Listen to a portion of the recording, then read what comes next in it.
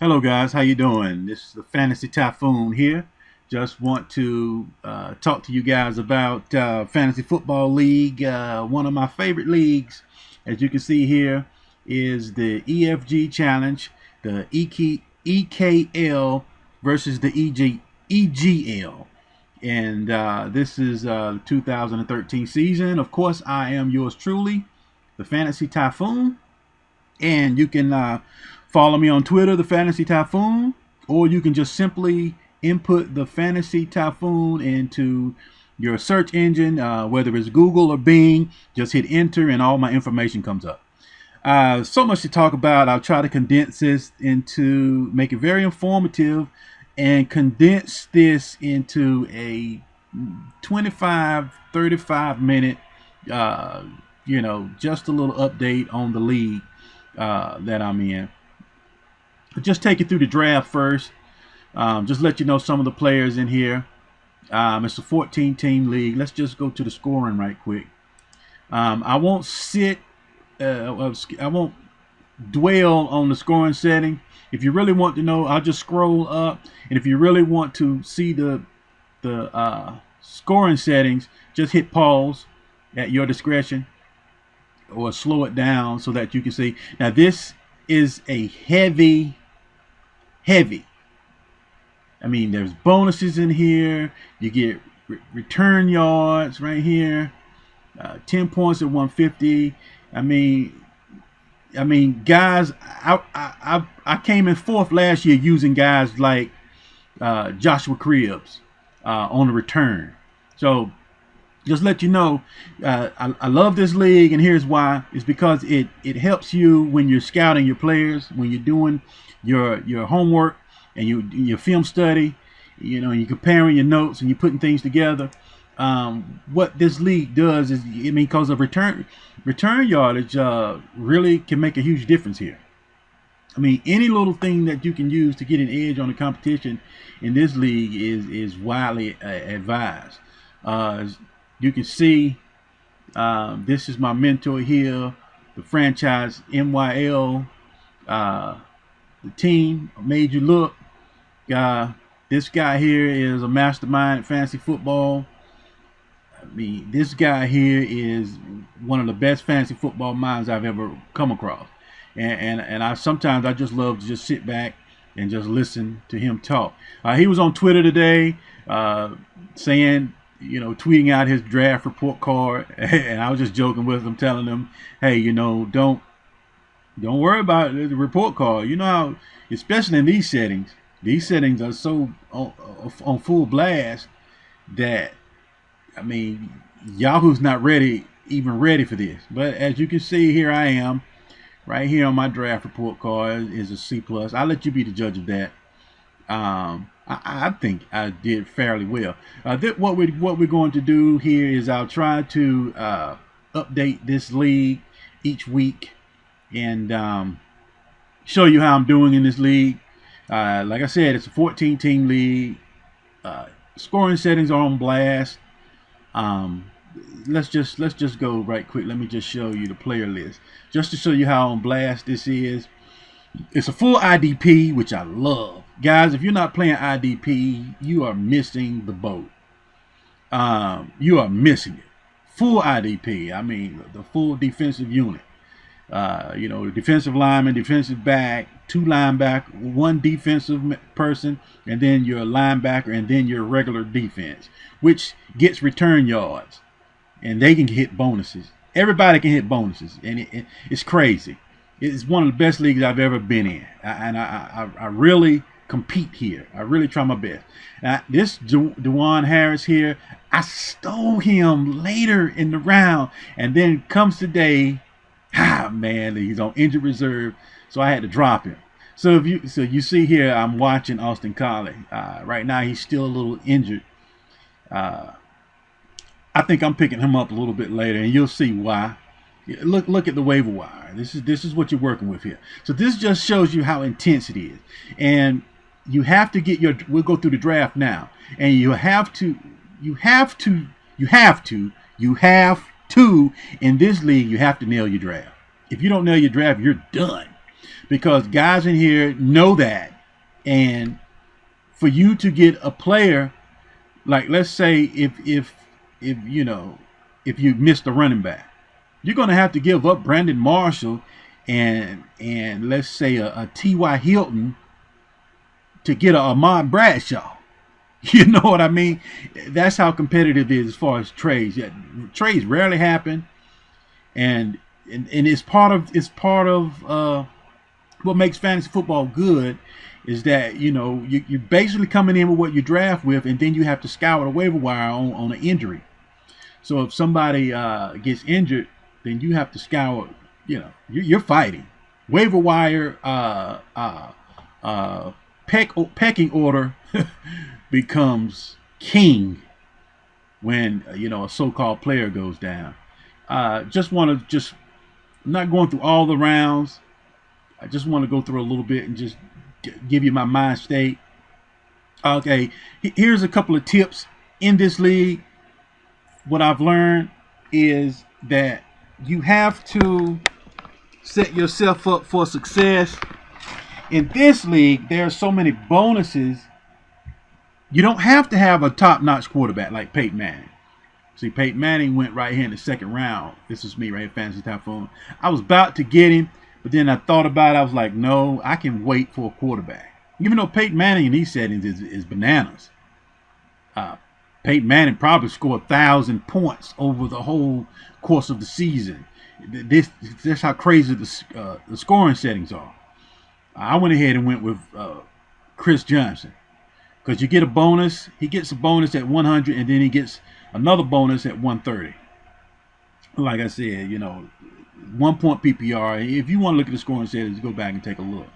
But to master this league, you got to kind of know what guys are doing. Like, for instance, Ahmad Bradshaw. For some reason, these guys will not touch Ahmad Bradshaw, but I will. I've always picked him up as my third running back, and I throw him right in the flex, because that's one of the keys to this game, is to having a top-notch flex guy. You get a lot of advantage from having a flex guy. And your quarterback, you really just need 50 points from your quarterback. I know that sounds like a lot for your regular leagues, but if you can get 50 points from your quarterback and 25 from each receiver, 35 from each your top running backs, 20 points from your tight end, and 20 points from your flex, you're pretty much going to score 300 points. You're on, and 300 points is pretty much putting you to where you are a serious competitor. Like you see, I got a C+ grade. But let's go back through the draft. Of course, Adrian Peterson went first, then C.J. Spiller, Doug Martin, McCoy. And as you can see, I had Trent Richardson queued up. I'm drafting here. And I'm like, okay, I had Trent Richardson queued up. Then he stolen from. I didn't think he would make it back, but that's who I was hoping for. Didn't get him. For some reason, guys in this league, that they don't. I had Marshawn Lynch last year. He finished like, number 4 overall. I'll take Marshawn Lynch. Absolutely. So I went ahead and scooped Marshawn Lynch there. As you can see, Matt Forte in these settings is a beast. Steven Jackson, Drew Brees went in the first round. This is a 14-team league. Then you see Frank Gore. I wanted Maurice Jones-Drew on the turn.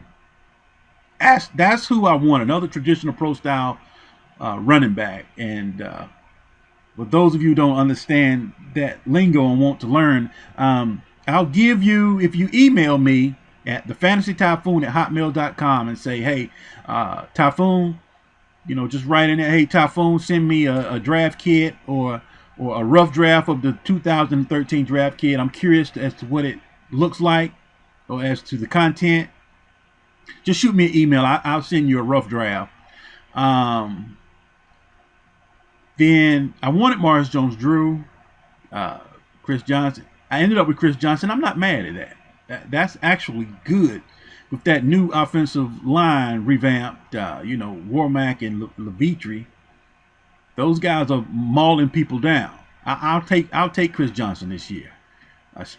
Right there in that spot. Because look, I mean, who else? What other running back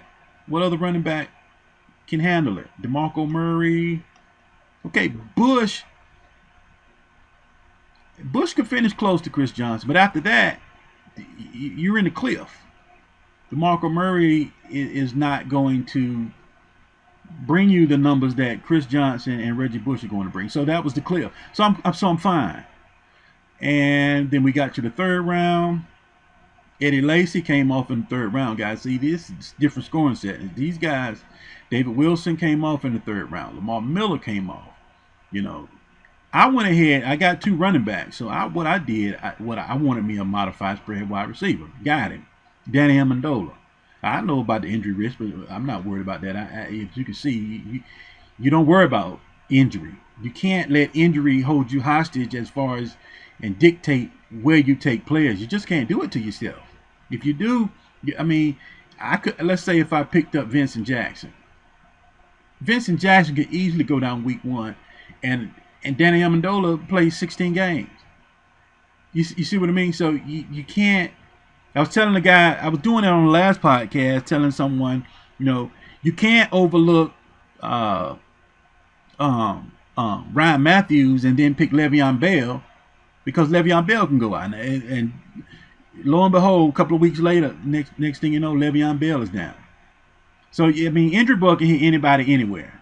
So I know you say, hey, you got Danny Amendola. No, he's what I want. He's a modified spread number 1 wide receiver. That's what you want. You want that on, especially, and he's slated to catch a whole lot of balls. If you saw him in preseason, you already know this guy can bring to the table, especially when Gronk comes back. He's going to relieve a lot of pressure for Danny. Danny is going to be the main target of defenses as far as things happening for the Patriots. That's why I think you might see a little bit more of Aaron Dobson to alleviate some pressure till Gronk gets back a little bit more than you see Tompkins. Tompkins is a smaller guy. Your defenses see him as just put a DB on him and shadow him. As far as Dobson, defenses have to do a little bit more. So you could easily see Dobson on the field a little bit more than you see Tompkins. And that's the intricacies of fantasy football that you need to know in real NFL, which is why the All 32 is so important, because it's written off real NFL lingo and real NFL film study, and brings it to you and breaks it down into a fantasy football level to where you can understand. And it helps you as far as you just sitting back watching the games on Sunday. It also gives you a boost as your regular NFL, just regular NFL watching on the big screen. It gives you a big boost in your IQ as well. Round 4 came down. I picked up Antonio Brown, and I picked Antonio Brown over Marquez Colston. I know Marquez Colston is another modified spread wide receiver, but like I said, he could take a couple of kickoffs because he's slated for kickoff duty. And Emmanuel Sanders is going to do he's slated for punt return duty, and Emmanuel Sanders is slated for kickoff duty. Just that little point could easily push him, makes his value a whole lot more than Marquez Colston. So I went ahead and took Antonio Brown in the 4th. Then we get to the 5th. Now, what I got? Chris Johnson, Marshawn Lynch, Danny Amendola. Now I got Antonio Brown. So now I have 2 good wide receivers. I got 2 good running backs. Like I said, my quarterback really needs to give me to hit the bonus. He really needs to give me 250 yards and 2 touchdowns. I'm happy. If he does that, I'm not mad at him. If he gets that bonus there, that'll bring him somewhere near 50 points. That's what I need. So I need a modified spread quarterback.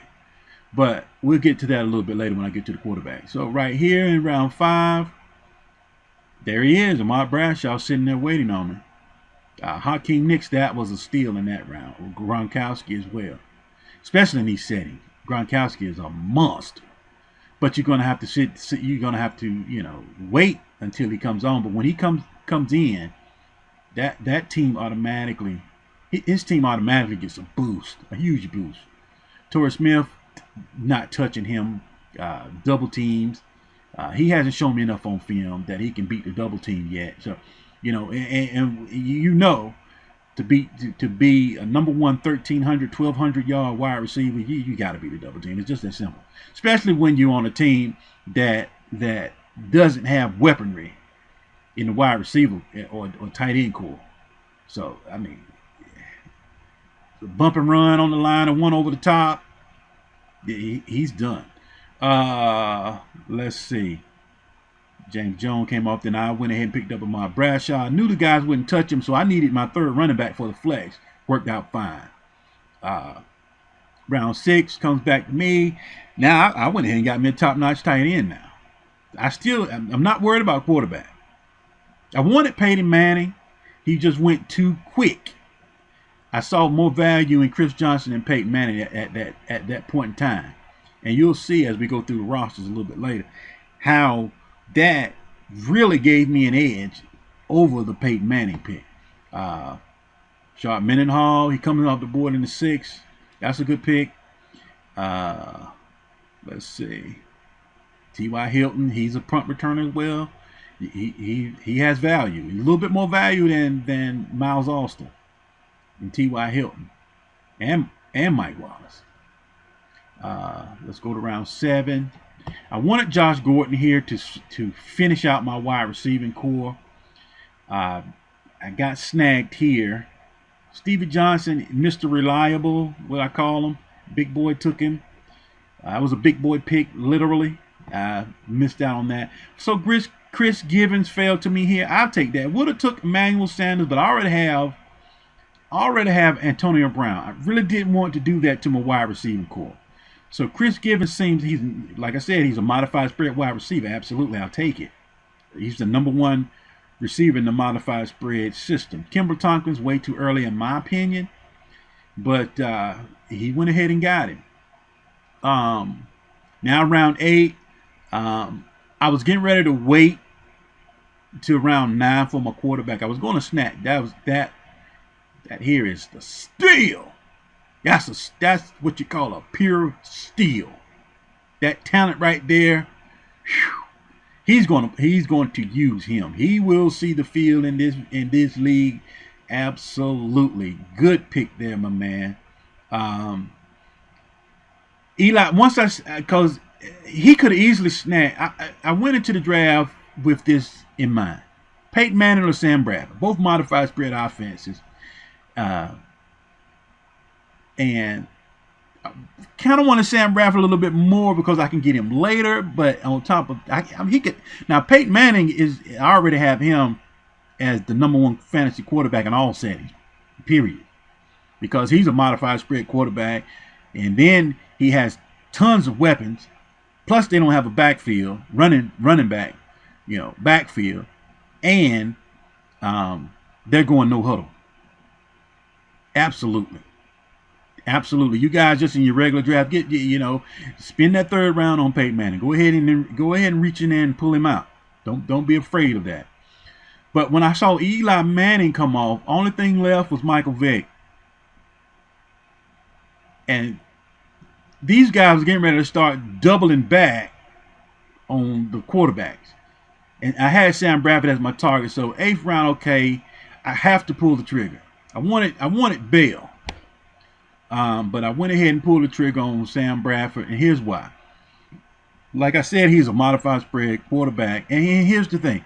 When you look at their starting running back, which is Darrell Richardson, okay, now you look at what he brings to the table. This is the reason why knowing your sets and schemes and coaches' tendencies becomes a separator, and how you can transform this into your fantasy football to help you make wise decisions that your league mates just can't match. When you look at Darrell Richardson in that backfield, Darrell Richardson is okay. A modified spread offenses. You have to do two things to have the running to take running back by control instead of a committee. Okay, like let's see. The Atlanta Falcons are a modified spread. And Steven Jackson is a beast because he's going to get the PPR duty as well as the in between the tackles grinding out the clock duty. Same with Reggie Bush. That's a modified spread. He's going to get the not only the PPR duty, he's going to get the in between the tackles grind them out duty, which is what Joique Bell can do as well. So if Bush goes down, Joique Bell comes right in and he's balling.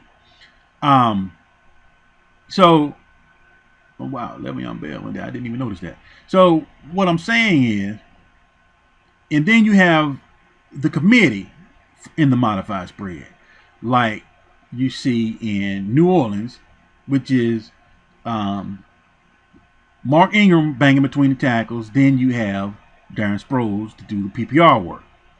Then you have the same reoccurrence in New England. You got Stephen Ridley to bang between the tackles, and then you have Shane Vereen to come in to do the PPR work. Now, what the difference is here with St. Louis, they don't have the banger between the tackles guy.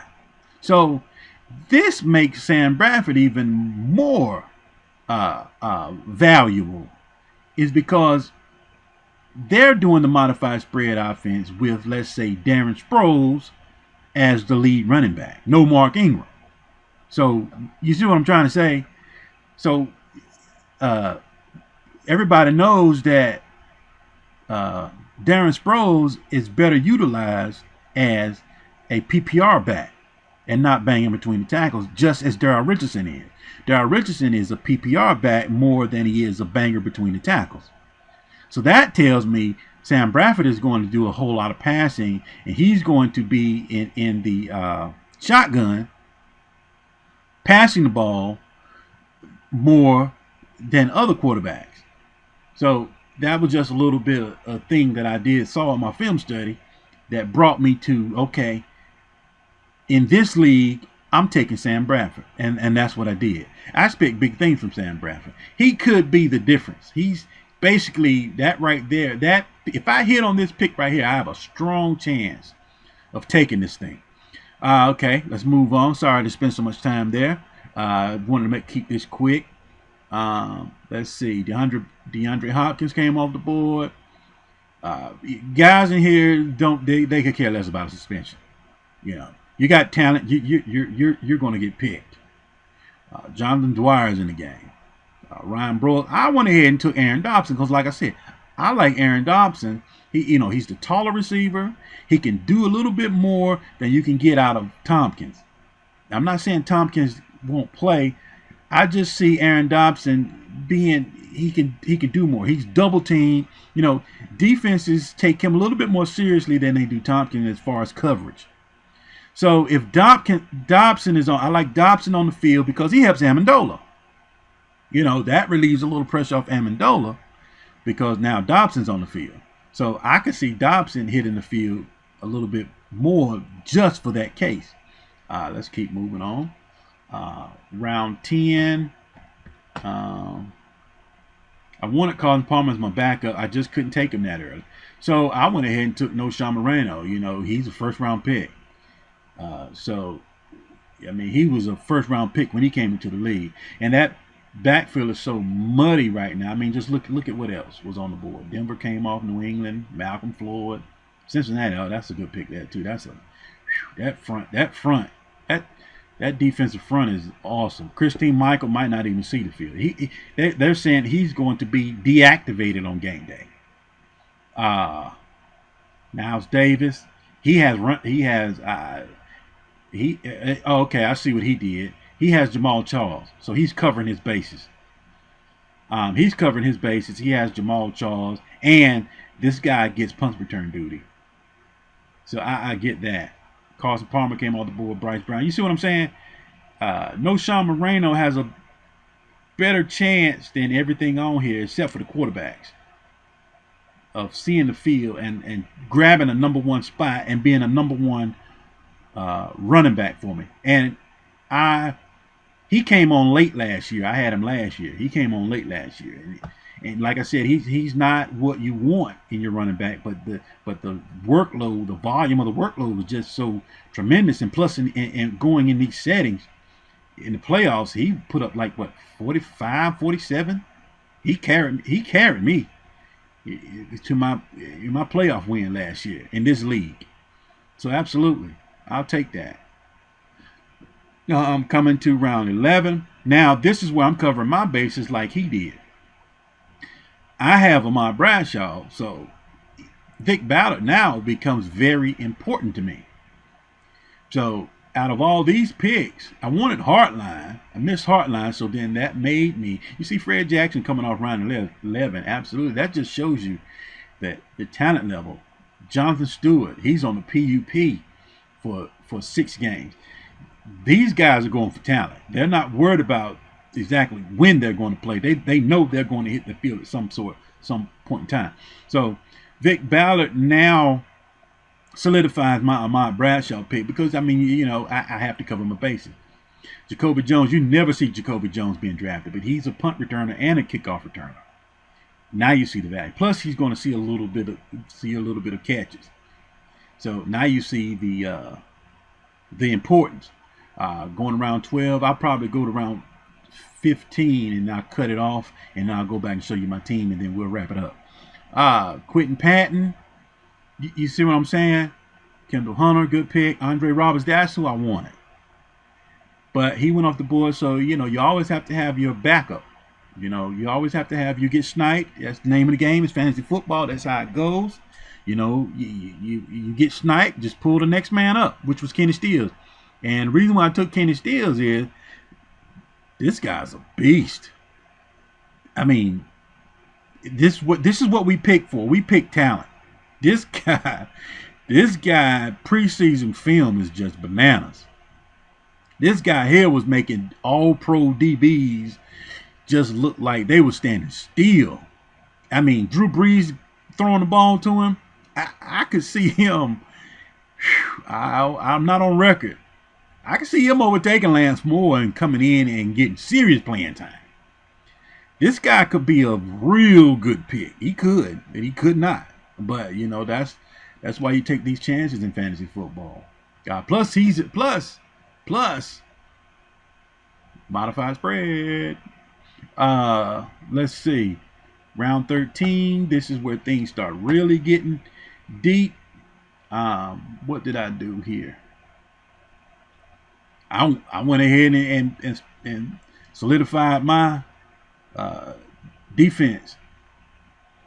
Solidified my linebacker. He's going to be in the D slot. I'll show it to you when we get there. Round 14, and I came right back. Scoop. See, they're picking up Michael James. He has value because he's going to do kickoff return. Joseph Randall, he might not see the field because he has to work through Philip Tanner and Lance Dunbar. So he might not even see the field. But injury, it could come knocking. As you can see, I started the defensive run pretty much. Keenan Allen, pretty good one. Then we get to round 15. What did I do? There he is. I thought that was a steal. I was like, oh man, I was patting myself on the back. I was like, oh man, I got a good starting running back. Because in these settings, Dwan Harris, he could easily flex duty and get me 20 points. Absolutely. But the injury bug, it happens. You got to prepare for it. You just got to draft. You just have to keep drafting. So I just wanted to go through that right quick. Just get you acclimated with how that's set. Now let's look at my final roster and take a look at the final product and see, what that came out to look like. I fairly like. They gave me a C+ grade. I'm not even worried about it. Look at the Week 1 matchup scoring settings. That's 272 on 295. So, let's just run through the squad right quick. As you can see, Sam Bradford is my. I'll compare mine to the one that got the best draft grade. So you got Sam Bradford, you got Danny Amendola, you got Antonio Brown, I got Chris Gibbons, Marshawn Lynch, Chris Johnson. I got a top-notch tight end and I got my man Bradshaw in the flex. If I can get him, if he does what he did on film against the Denver Broncos, if they still run that same offense, they didn't pull the okie doke on me like Baltimore Ravens did last year. Joe Flacco came out with the no huddle, and they were just slinging the ball all over the place, and it looked like they were going to be at least an HW personnel offense with the 2 tight end sets, ace or 12 personnel, but no, they went right back into that shell week 2, and I didn't draft Joe Flacco, but he was intriguing doing my film study is what I'm saying. But sometimes these guys can show you something and then come out and do totally opposite when the bullets start flying. But I believe they're going to really spread it out. He's going to be in shotgun mostly, and he can give me 250 and 2. I think he can do it. I think he can do more than that. But if he does that, I'm ecstatic. Then I came back and got Aaron Dobson, as you saw. No Sean Moreno, Vic Ballard, Kenny Stills. Oh, yeah, absolutely. Talent. You just got to get talent. He's not going on the PUP, according to Adam Schefter. So he can be activated week 3. It doesn't matter. I got Gonzalez. Tannehill as my backup. I know. Tyler Eifert. I don't know why I picked him up. 3 tight ends. It's just talent. You just got to pick up talent in this league. I mean, I could use him in the flex if I have to. You just got to go talent. If Jermaine Gresham goes down, this guy here, he's getting ready to go. He's getting ready to go supernova. So, hey, he's just going to sit there for right now. But both my tight ends go down. I'll just plug him and play. Keep moving. Injuries don't. Fantasy football 101. Injuries shouldn't stop you. It should slow you down a little bit, but it shouldn't stop you. Just like Baltimore Ravens, you have to be just like proactive, just like these, just like the NFL teams. Mike Goodson, I know, he talent. That guy's a PPR talent, and he will automatically overtake Bilal Powell. I guarantee you. And if Ivory gets a hamstring or a knee, guess what? I got an RB1 in these settings. Easily drop him. Yeah, hopefully he'll be activated bye week. LaRod Stephen Howland loved his film, loved his preseason film. He's going to be utilized as a 3rd down back. So in these settings, if he catch a couple of passes and give me 50, 60 yards, yeah, hey, thank you. I got Tutu. Basically, I picked him up just on the flyer.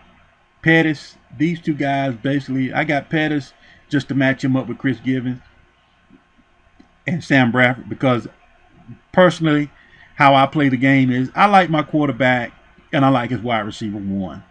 I usually do that.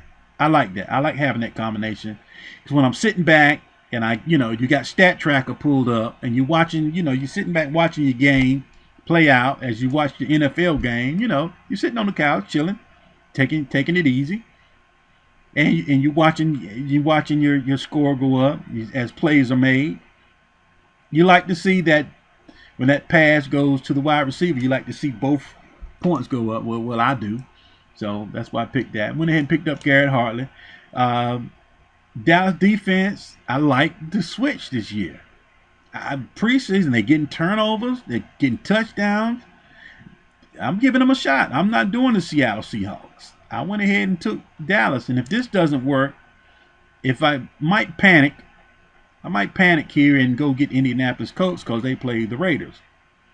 So I could easily drop Tutu. See, Tutu and Pettis are my interchangeable spots where I can take one out and, bye weeks. So when this guy, I need a replacement, one of those are gone. So that's not, I don't really count them on the squad. But, they're there. Now let's go to my defense. I got Luke, Finnegan, Hardy, and Sean Lee. Absolutely. And I think this team is better than. Okay, let's look at my let's go and look at my matchup. let's look at my full matchup, and then you can get a better idea of what I'm working with. Let's do that. You can get a better idea of what my team is compared to. See, this guy's starting Ben Tate. He has Ben Tate as a starter. Then he has Torrey Smith in his flex. Cobb, Dola. He might get me here. Pierre Garçon on Gibbons. Russell Wilson on Bradford. He could beat me. I could very well lose this game. Let's see. Hold on for a second. Okay, we're back. I could very well. This is going to be a good one. He has Olsen. I got the jump. He's got a better defense than me. You see, look at the scoring here. What they project the scoring. It's a little bit, insane as what you're used to seeing from your normal settings. And look at my bench. This is where I plan on getting the uptick, is because I just have a little bit more. Going on. Dobson, Moreno, Burleson. He's got Turbin. See, I might try to throw something at him for Turbin just to back up Lynch. See, one of these right here. Once one of those are activated, I might can switch that in and pick up a Turbin, or I don't know. I might hit him with the trade off. I know I have to let him win. That's basically how trading is done in here. But we'll see how that goes. I might do it. I might not do it. Now let's take a look at the guy who won the A+ as far as his draft grade. I got a C+. That was a C+ team you looked at it from me, according to Yahoo. Let's look at an A+ team. This is the best team of the draft, according to Yahoo. See, they already have Matt Ryan down for over 50 points. You want 50. Yeah, he's playing another modified. That's 2 modified spreads going out. That's going to be a shootout. You see Brady slated for 55. Then he got Brandon Marshall. He got Hakeem Nicks, which was a good pick. Then Brandon Stokely. Yep, absolutely. Brandon Stokely is viable. Got Jamal Charles, David Wilson going, Jermichael Finley, then Andre Brown in his flex. He's got Justin Tucker, Cleveland defense, Patrick Willis, McCourty, Rob, and Chad. As now, I mean, look at that squad. Is that an A+? Yeah, it's a good squad. When you look at it, he's weak here. That's weak. A little weak here.